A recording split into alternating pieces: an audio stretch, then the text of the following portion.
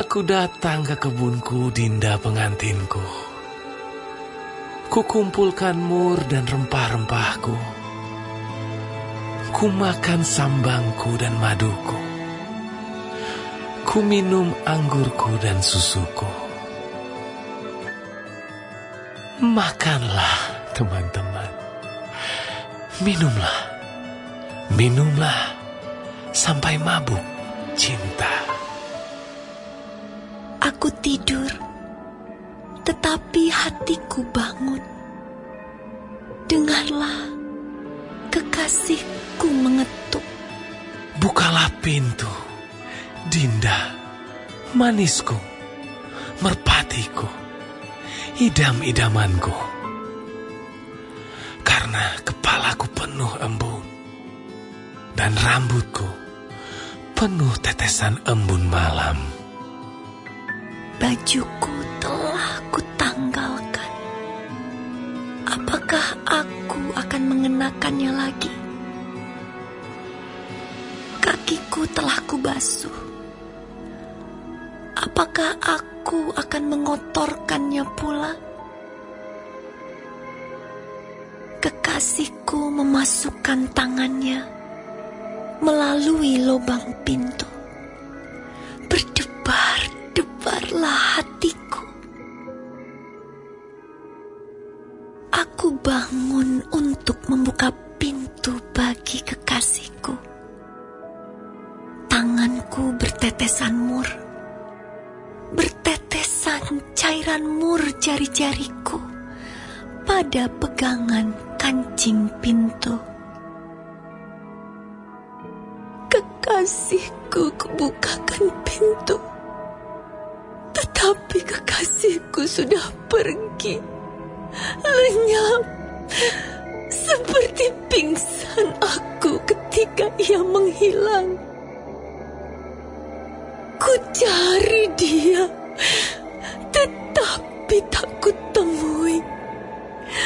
Ku panggil, tetapi tak disahutnya. Aku ditemui peronda-peronda kota. Dipukulinya aku, dilukainya. Selendangku dirampas oleh penjaga-penjaga tembok. Kusumpahi kamu, putri-putri Yerusalem, bila kamu menemukan kekasihku, apakah yang akan kamu katakan kepadanya? Katakanlah bahwa sakit asmara aku. Apakah kelebihan kekasihmu daripada kekasih yang lain, hai jelita di antara wanita? Apakah kelebihan kekasihmu daripada kekasih yang lain, sehingga kau sumpahi kami begini? Putih, bersih, dan merah cerah kekasihku, menyolok mata di antara selaksa orang. Bagaikan emas, emas murni, kepalanya, rambutnya mengombak, hitam seperti gagak. Matanya bagaikan merpati pada batang air, bermandi dalam susu, duduk pada kolam yang penuh. Pipinya bagaikan bedeng rempah-rempah, petak-petak rempah-rempah akar. Bunga-bunga bakung bibirnya, bertetesan cairan mur.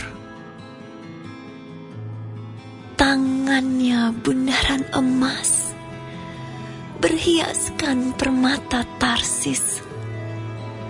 Tubuhnya ukiran dari gading, bertabur batu nilam. Kakinya adalah tiang-tiang marmer putih, bertumpu pada alas emas murni. Perawakannya seperti gunung Libanon, terpilih seperti pohon-pohon aras.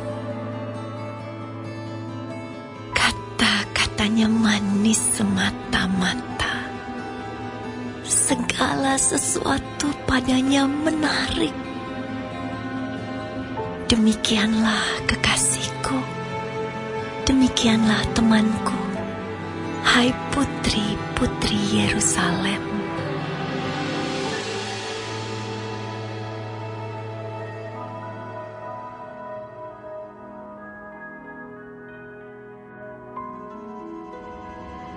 Kemana perginya kekasihmu, hai jelita di antara wanita?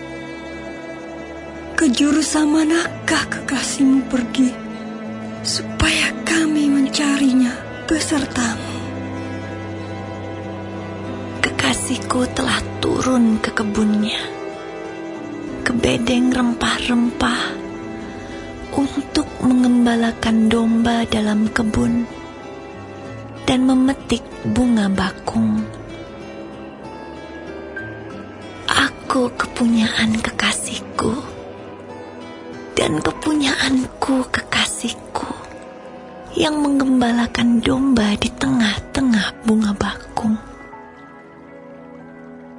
Cantik engkau manisku, seperti kota Tirza. Juwita seperti Yerusalem, dahsyat seperti bala tentara dengan panji-panjinya. Palingkanlah matamu daripadaku, sebab aku menjadi bingung karenanya. Rambutmu bagaikan kawanan kambing yang bergelombang turun dari Gilead. Gigimu bagaikan kawanan domba yang keluar dari tempat pembasuhan, yang beranak kembar semuanya, yang tak beranak tak ada. Bagaikan belahan buah delima pelipismu di balik telekungmu. Permaisuri ada 60, selir ada 80, dan darah-darah tak terbilang banyaknya. Tetapi dialah satu-satunya merpatiku, idam-idamanku, satu-satunya anak ibunya, anak kesayangan bagi yang melahirkannya. Putri-putri melihatnya dan menyebutnya bahagia. Permaisuri-permaisuri dan selir-selir memujinya. Siapakah dia yang muncul laksana fajar mereka, indah bagaikan bulan purnama, bercahaya bagaikan surya, dahsyat seperti bala tentara dengan panji-panjinya. Ke kebun kenari aku turun melihat kuntum-kuntum di lembah. Melihat apakah pohon anggur berkuncup dan pohon-pohon delima berbunga. Tak sadar diri aku. Kerinduanku menempatkan aku di atas kereta orang bangsawan. Kembalilah, ya gadis sulam. Kembalilah, supaya kami dapat melihat engkau. Mengapa kamu senang melihat gadis sulam itu, seperti melihat tari-tarian perah?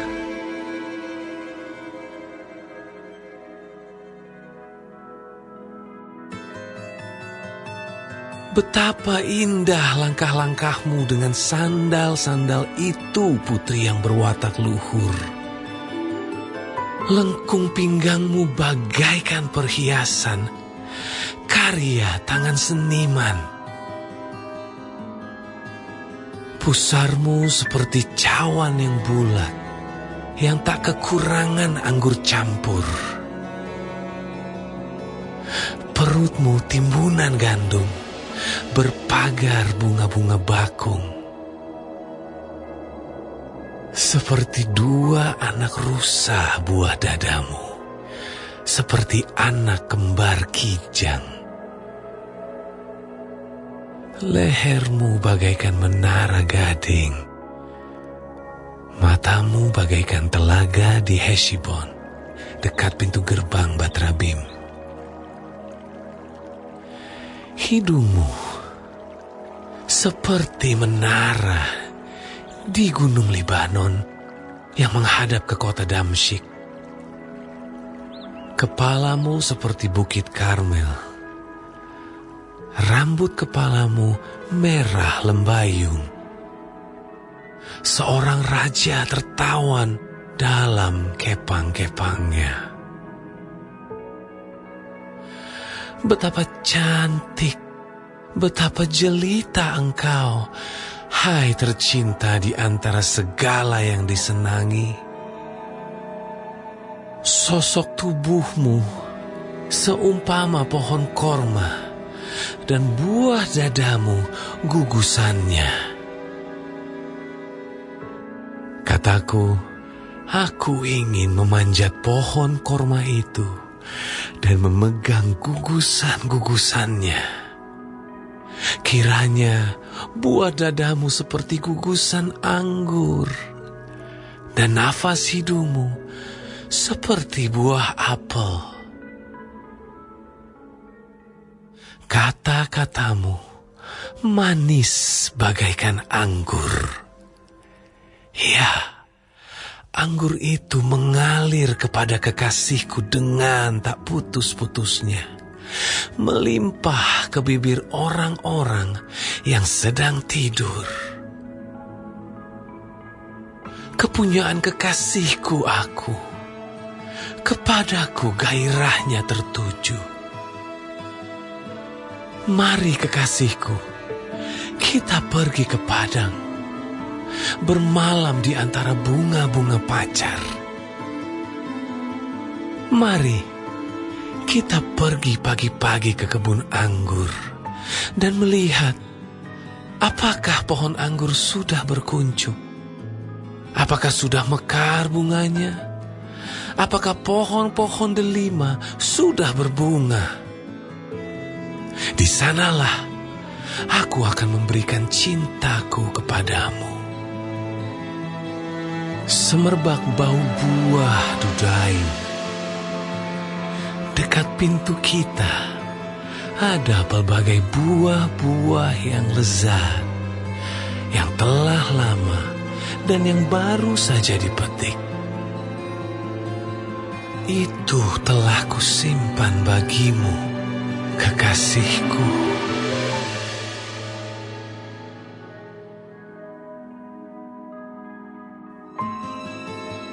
Oh, seandainya engkau saudaraku laki-laki yang menyusu pada buah dada ibuku, akan kucium engkau bila kujumpai di luar, karena tak ada orang yang akan menghina aku.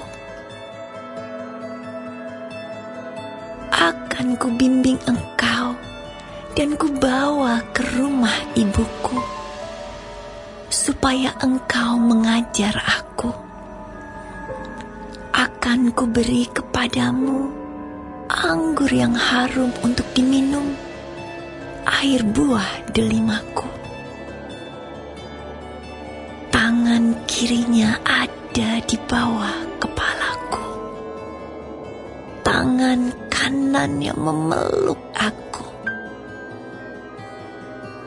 Kusumpahi kamu, putri-putri Yerusalem, mengapa kamu membangkitkan dan menggerakkan cinta sebelum diingininya.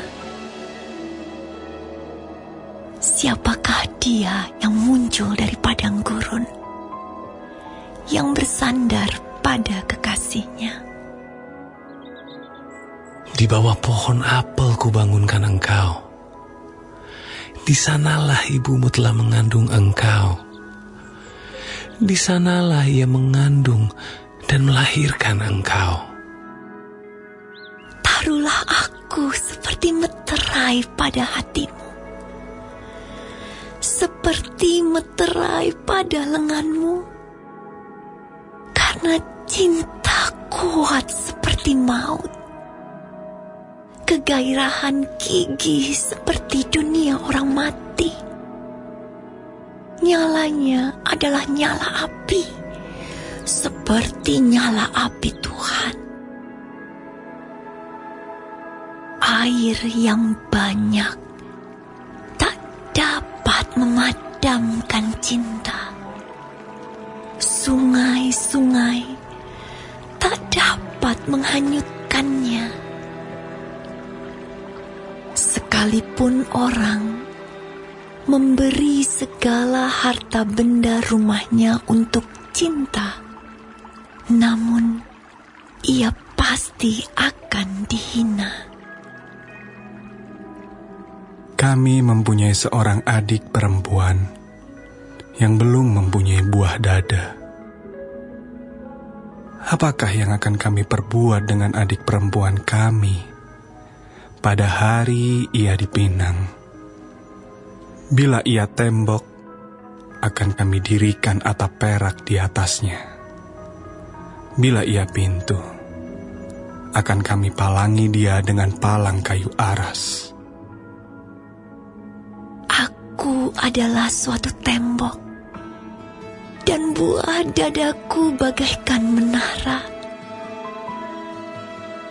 Dalam matanya, ketika itu, aku bagaikan orang yang telah mendapat kebahagiaan. Salomo mempunyai kebun anggur di Baal Hamon. Diserahkannya kebun anggur itu kepada para penjaga. Masing-masing memberikan 1000 keping perak untuk hasilnya. Kebun anggurku yang punyaku sendiri ada di hadapanku. Bagimulah 1000 keping itu, Raja Salomo, dan 200 bagi orang-orang yang menjaga hasilnya. Hai penghuni kebun, teman-teman memperhatikan suaramu. Perdengarkanlah itu kepadaku. Cepat kekasihku, berlakulah seperti kijang atau seperti anak rusa di atas gunung-gunung tanaman rempah-rempah.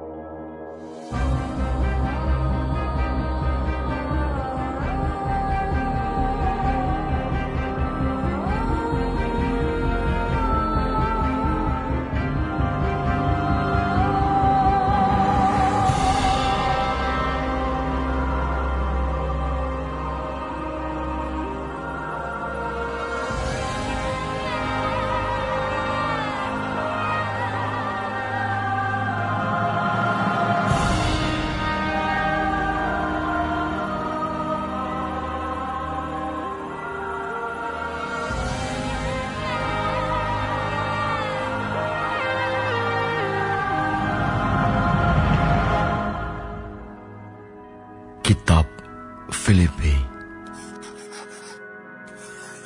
dari Paulus dan Timotius, hamba-hamba Kristus Yesus, kepada semua orang kudus dalam Kristus Yesus di Filipi, dengan para penilik jemaat dan diaken. kasih karunia dan damai sejahtera dari Allah, Bapa kita, dan dari Tuhan Yesus Kristus menyertai kamu. Aku mengucap syukur kepada Allahku setiap kali aku mengingat kamu. Dan setiap kali aku berdoa untuk kamu semua, aku selalu berdoa dengan sukacita. Aku mengucap syukur kepada Allahku karena persekutuanmu dalam berita Injil, mulai dari hari pertama sampai sekarang ini. Akan hal ini aku yakin sepenuhnya, yaitu Ia yang memulai pekerjaan yang baik di antara kamu akan meneruskannya sampai pada akhirnya pada hari Kristus Yesus. Memang, sudahlah sepatutnya aku berpikir demikian akan kamu semua. Sebab kamu ada di dalam hatiku. Oleh karena kamu semua turut mendapat bagian dalam kasih karunia yang diberikan kepadaku. Baik pada waktu aku dipenjarakan, maupun pada waktu aku membela dan meneguhkan berita Injil. Sebab Allah adalah saksiku, betapa aku dengan kasih mesra Kristus Yesus merindukan kamu sekalian. Dan inilah doaku, semoga kasihmu makin melimpah dalam pengetahuan yang benar dan dalam segala macam pengertian, sehingga kamu dapat memilih apa yang baik, supaya kamu suci dan tak bercacat menjelang hari Kristus, penuh dengan buah kebenaran yang dikerjakan oleh Yesus Kristus untuk memuliakan dan memuji Allah. Aku menghendaki, saudara-saudara, supaya kamu tahu bahwa apa yang terjadi atasku ini justru telah menyebabkan kemajuan Injil, sehingga telah jelas bagi seluruh istana dan semua orang lain bahwa aku dipenjarakan karena Kristus.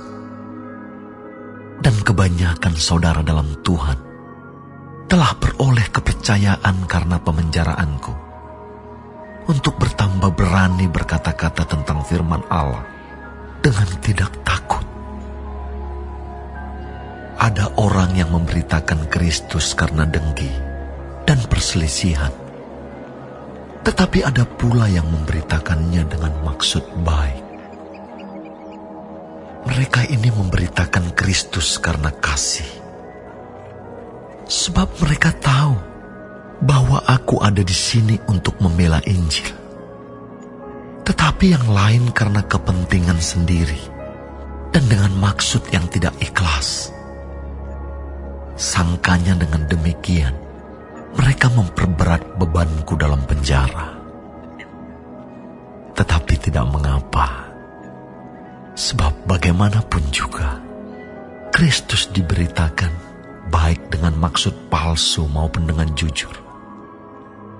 Tentang hal itu aku bersuka cita, dan aku akan tetap bersuka cita, karena aku tahu bahwa kesudahan semuanya ini ialah keselamatanku oleh doamu dan pertolongan Roh Yesus Kristus.